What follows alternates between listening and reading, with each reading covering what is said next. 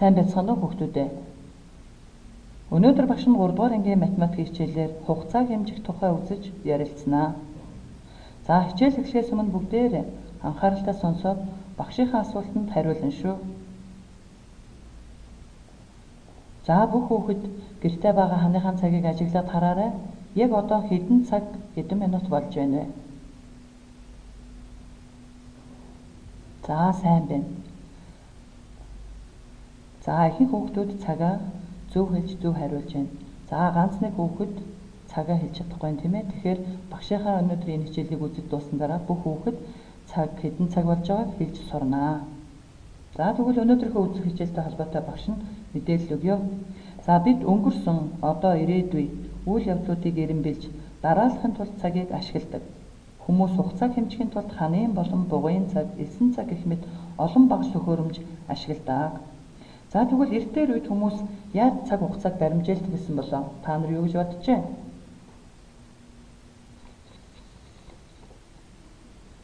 За тэгвэл эртээр үед хүмүүс нарны гэрэл болон сүүдрийн тусламжтайгаар хэдэн цаг болж байгаа буюу хугацааг хэмждэг байсан байх нэ.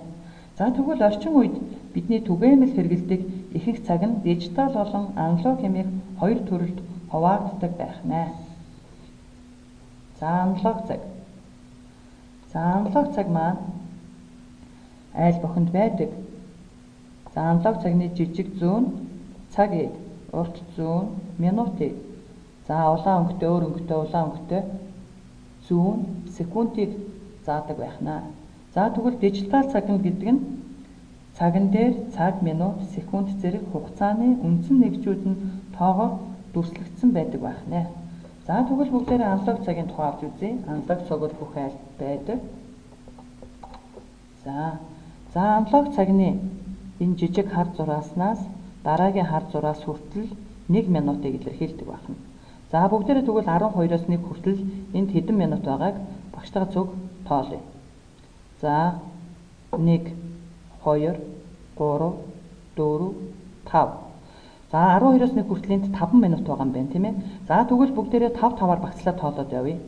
5 10 15 20 25 30 35 40 45 50 55 60. За тэгвэл 60 минут нь 1 цаг болох юм байна. Тийм байгаа зөвхтүүдээ. За тэгвэл энэ аналог цаг авчиг бүгдээ. За тэгвэл өнөөдрийн хичээлтэй холбоотой бүгдээрээ цаг хугацааныхаа нэгжүүдийн хамаарлыг орцгооё.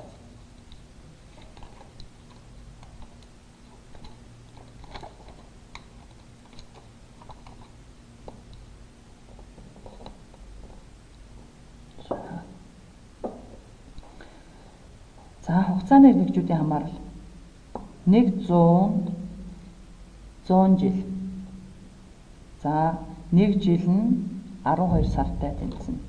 1 улирал нь 3 сартай, 1 цаг нь 60 минуттай, 1 60 нь 60 жилтэй, 1 жил нь 365 хоногтой, 1 хоног нь 24 цагтай, 1 минут нь 60 секундтай тэнцдэг байх нэ. За тэгвэл хугацааны нэгжүүдтэй холбоотой бүгдээрээ жишээ бодлого бодъё. За жишээ 1. За 1 цаг 35 минут нь 1 цаг 35 минут нь тэгвэл хэдэн минут болох вэ? За тэгвэл бүгдээрээ сая 1 цагт хэдэн минут гэж үзлээ хүүхдүүдээ. 1 цагт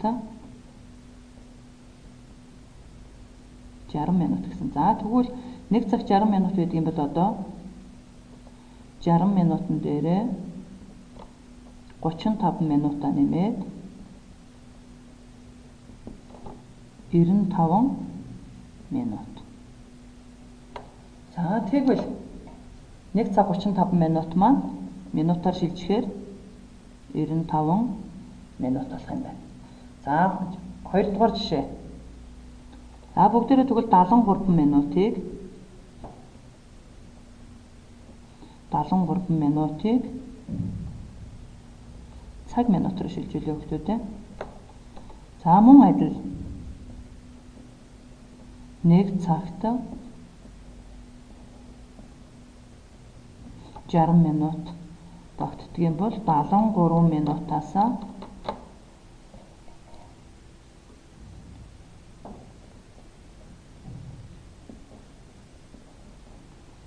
60 минутаа хасаад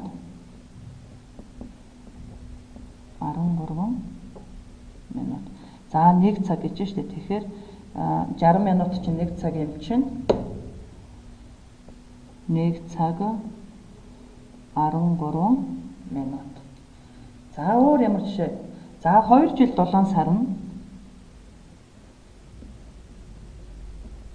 2 жил 7 сар нь хэдэн сартай тэнцэх вэ гэдэг бодлого үү? За тэгвэл 1 жил багш нь юу гэлээ? 1 жилд 12 сар багтдаг гэсэн тийм ээ. За тэгвэл 2 жил хэр чинь хэд вэ? 12 дээр 12. За 12 сар дээр 12 сар дээр дахиад 12 сарыг нэмээ 24 сар. За 24 сар дээр нэмэх нь дахиад 7 сараа нэмээ нийт 31 сар.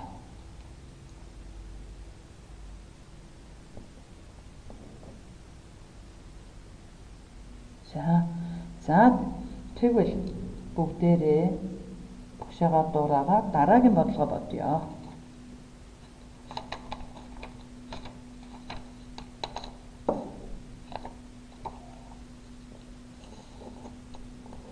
За бүгд анхааралтай хараарай. Телевизийн хөтөлбөрийг ажиглаад дараах бодлогыг бодоорой гэж байна. За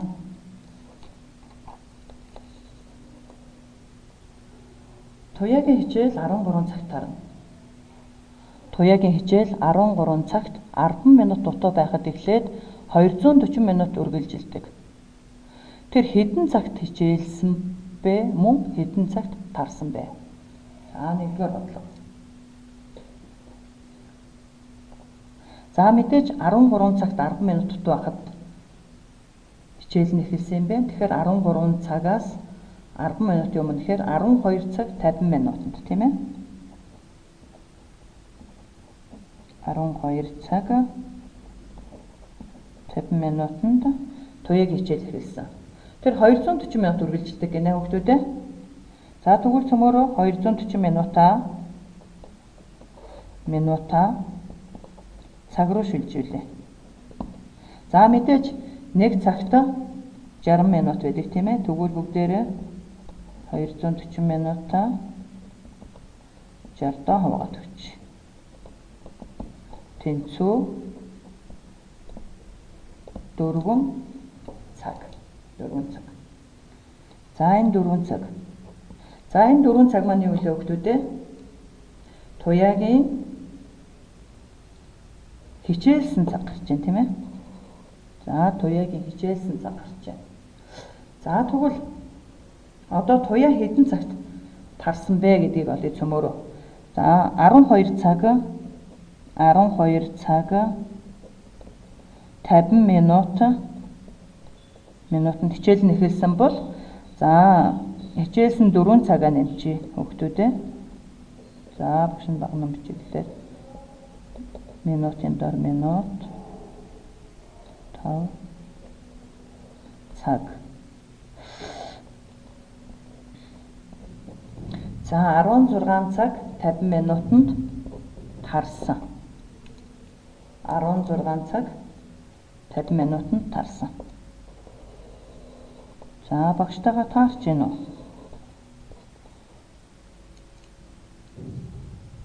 Багштайгаа таарч гин үү минь өгтөд? За тэгвэл эндээс туяагийн хичээлсэн цаг 4 цаг, тарсан цагийг олчлоо. За дараагийн бодлого. Туяа Google-тэй киног эхнээс нь дуустал үзсэн. Тэр үүнд хэдэн минут зарцуулсан бэ гэнэ хүүхдүүдээ. За эндээс бүгдээрээ Google-тэй киноныхоо цагийг олоод харчих. За 17 цагаас юу хөө ба түүний найз гэсэн Google-ийн киног дуустал үзсэн гэсэн байна тийм ээ. За яаж бодох вэ хүүхдүүдээ, та нар бодсон уу? Хэдэн минут гаргав? За мундаг байна. Сайн байна. Тэгэлгүй 25 минут үргэлжилсэн байна тийм ээ хүүхдүүдээ. За дараагийнхын бодлогыг бодъё бүгдээрээ. Тэр 2 цагийн хугацаанд гэрийн даалгавраа хийж дуусчаад зурагтаа асаахад ямар нэвтрүүлэг гарч ирсэн бэ?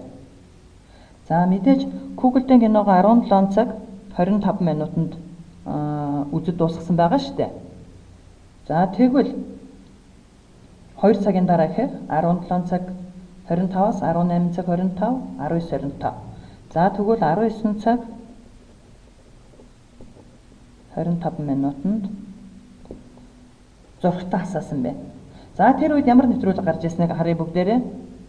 За 25 гэхээр чи 1930 минутаас тэгэхээр энэ бол эхлэх байсан байх нь тийм ээ. 18 цаг 55. За энэ хүүхэд бүр судлаач нэвтрүүлэг дуусаагүй байх байсан байна. За багштайгаа таарч гин үү? За таарч байгаа хүүхдүүд маш сайн байна. За багш нь тэгвэл өнөөдрийн цаг хугацаатай холбоотой сонирхолтой нэг мэдээлэл хүргэе.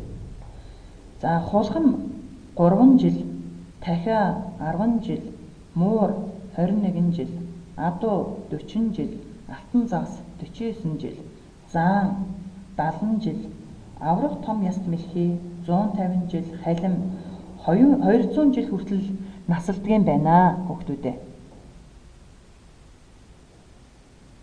За өнөөдрийн хичээлийг ойлгосон хүүхдүүд байл багш нь гэрийн даалгавраа өгье. За гэрийн даалгаварт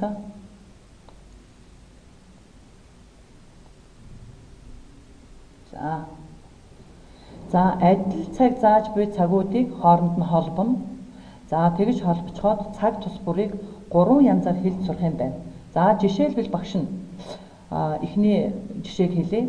За 2 цаг 45 минут болж байна. Цагаа хараа шууд хэлнэ. Дараа нь 2 цагаас 45 минут өнгөрч байна. За дараа нь 3 цагт 15 минут дутуу байна.